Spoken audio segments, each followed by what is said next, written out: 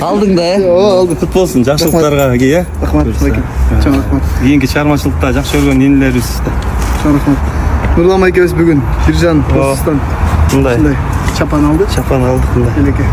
қазақ қырғыз виртуалдығын даңазалап. Ана мұны кей болғанда сразу. Концертибиздин кадырлуу коногу эстрадабыздын мега жылдызы обончу аткаруучу Нурлан Айсыбек аганын жанына келип отурат. Assalamu алейкум. Уалейкум салам. Кандайсыңар? Жақсылар? Жакшы. Көргөнгө кубанычтамын. Биз дагы кубанычтабыз сени.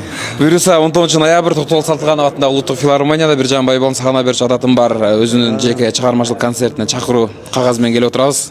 Чоң рахмат. Чакыруу баракчалар өзгөчө экен. Биржан инибиз да өзгөчө жигиттердин бири. Буюрса биз дагы барабыз, Кудайым буйрса.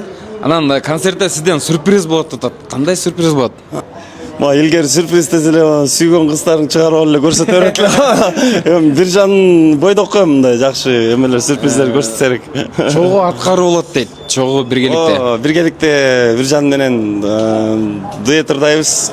Биржан өзү ушундай бизге айткан бир кыялы бар экен, анан ошону чогуу биргеликте орундаталы, көрөрмандардын коштосун да деп атабыз. Сыр болбосо кайсылары ырдалат дуэт? Ал аны концерттен көрбөйсүңөрбү?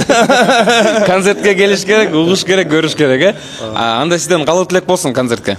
Чоң рахмат. Эме Биржан инибизге чыгармачылык ийгиликтерди каалайбыз.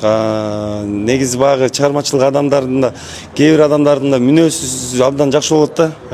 Азыр мүнөзү жаркылдаган, аябай жакшы жигит экен. Мен Биржан менен жакындан баштап жакшы тааныш болуп калдык.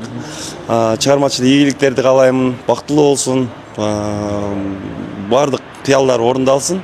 Буйрса концертте көрүшөбүз. Анан концертте Нурлан агабызга таандык бир чыгарма жаңырат, жаңырдын бет ачары болот Биржанда. Барыңыздар күтөбүз.